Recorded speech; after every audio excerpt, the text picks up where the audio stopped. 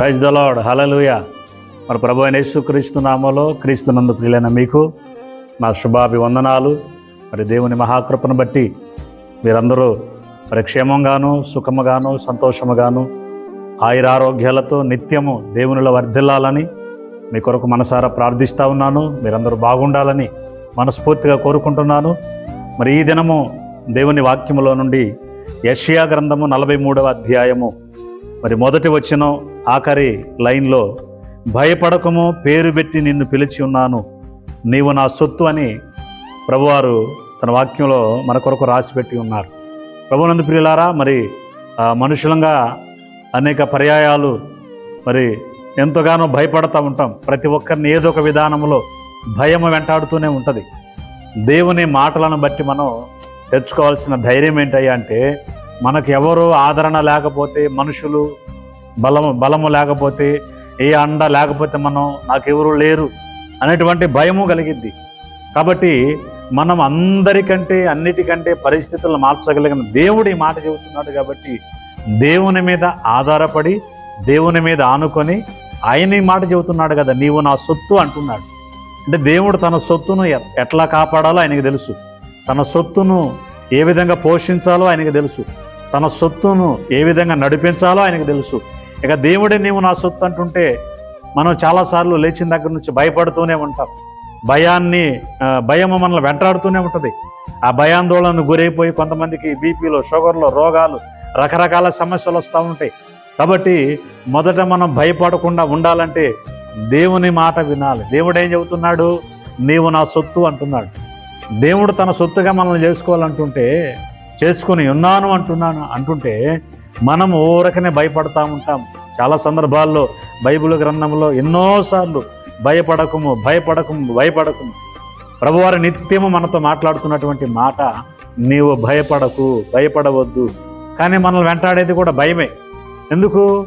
మనకు ఎవరో లేరు అనుకునేటువంటి ఫీలింగ్, మన లోపల ఫీలింగ్ ఏంటంటే నాకెవరో లేరు, ఏదో వెంటాడుతుంది, ఏదో భయము.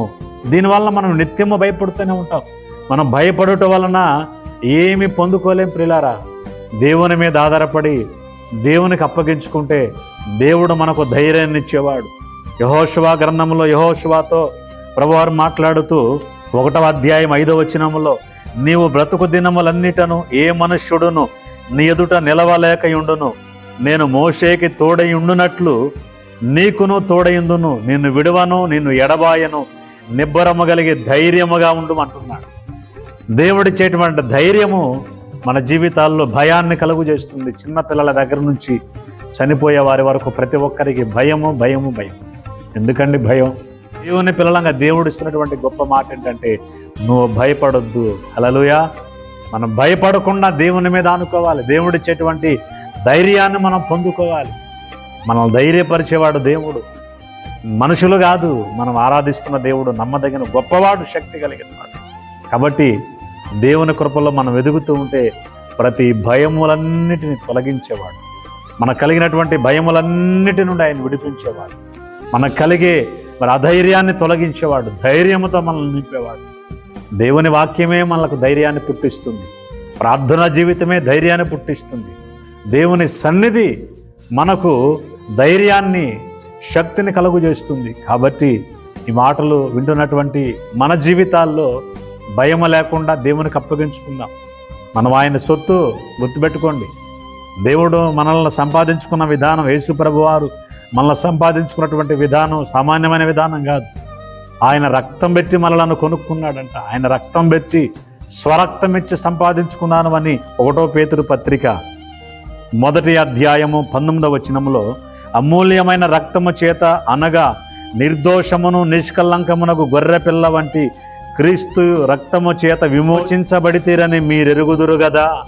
యేసు ప్రభువారు మనలను ఎలా ఆయన సొత్తుగా చేసుకున్నాడయ్యా అంటే, ఆయన తన రక్తాన్ని మన కొరకు చిందించి మనలను ఆయన సొత్తుగా చేసుకున్నాడు. కాబట్టి ఇంకా మనం భయపడాల్సిన అవసరం లేదు, ఏమాత్రం కూడా దిగులు పడాల్సిన అవసరం లేదు. ఎందుకంటే ఆయన మనలను సొత్తుగా చేసుకున్నాడు.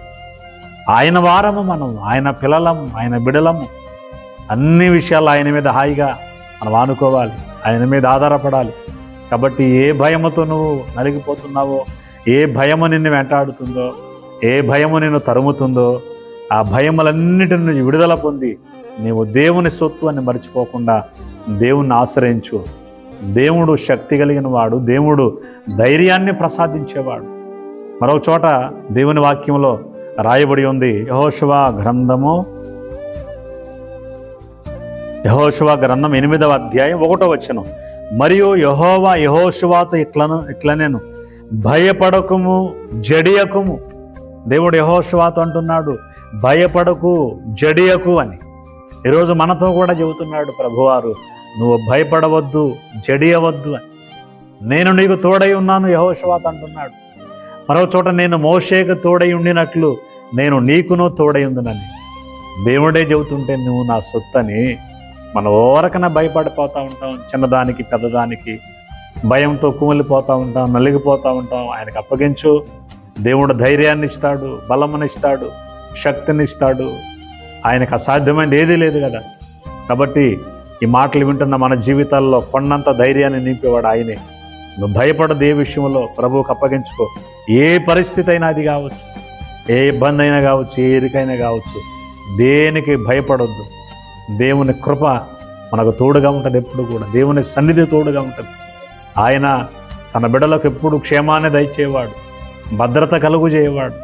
నీ మార్గాల్లోనైనా, నీ ప్రయాణంలోనైనా, నీ కార్యక్రమాలలో ఏ కార్యక్రమం పెట్టుకున్నా కానీ, ఏ విషయంలోనైనా ఎక్కడ భయానికి చోటు ఇవ్వద్దు. దేవుడు నిన్ను శక్తితో నింపుతాడు, బలముతో నింపుతాడు. ఆయనే ధైర్యాన్ని దయచేస్తాడు. కాబట్టి ఈ మాటలు వింటున్న మనము దేవుని సొత్తు గనక ధైర్యమును తెచ్చుకొని భయపడకుండా ఆయన మీద ఆధారపడి ఆయన కృపలో ఎదుగుదాం. అలాంటి కృప పరిశుద్ధాత్మ దేవుడు మనందరికీ అనుగ్రహించును గాక. కళ్ళు మూసుకోండి, ప్రార్థన చేసుకుందాం. మహాపరిశుద్ధుడైన మా తండ్రి, ప్రేమ కలిగిన ఆయన, ఈ దినమందు ఈ మాటలు వింటున్న ప్రతి బిడ్డను మీరు జ్ఞాపకం చేసుకోండి. ఎంతమంది భయము చేత నైనా మరి ధైర్యము కోల్పోయిన స్థితిలో ఉన్నారు, అలాంటి బిడ్డలందరినీ నీవు సొత్తుగా చేసుకున్నావు. మేము నీ సొత్తు కనుక నీవే బిడ్డలకు ధైర్యాన్ని దయచేయండి. నీ శక్తితో నింపు, నీ బలముతో నింపు. నైనా భయపడకమని వాగ్దానం చేసిన దేవుడు, అవి తోడుగా ఉండే దేవుడు. ఎంతోమంది ఎన్నో విధాలుగా భయపడుతున్నారు, వారి వారి పరిస్థితులను బట్టి భయపడుతున్నారు. ప్రతి భయమును యేసు నామములో తొలగించి ధైర్యం అనుగురించి నీ కృపలో ప్రతి ఒక్కరిని వర్ధిల్ల చేయమని యేసుక్రీస్తు శక్తి కలిగిన నామములో ప్రార్థించి అడిగినవన్నీ పొందుకొని ఉన్నాం మా తండ్రి. ఆమేన్. మా తండ్రి అనే దేవుని ప్రేమ, కుమారుడైన యేసుక్రీస్తు వారి దివ్యమైన కృప, పరిశుద్ధాత్మ దేవుని కన్యల సహవాసం ఈ మాటలు వింటున్న ప్రతి ఒక్కరి జీవితాల్లో భయమును తొలగించి ఆయన రాకడ పర్యంతరము సదాకాలం ముందుకు నడిపించునుగాక. ఆమేన్, ఆమేన్. దేవుడి మాటలను మనలను దీవించి ఆశీర్వదించునుగాక. అందరికీ వందనాలు. God bless you all. Praise the Lord. Hallelujah.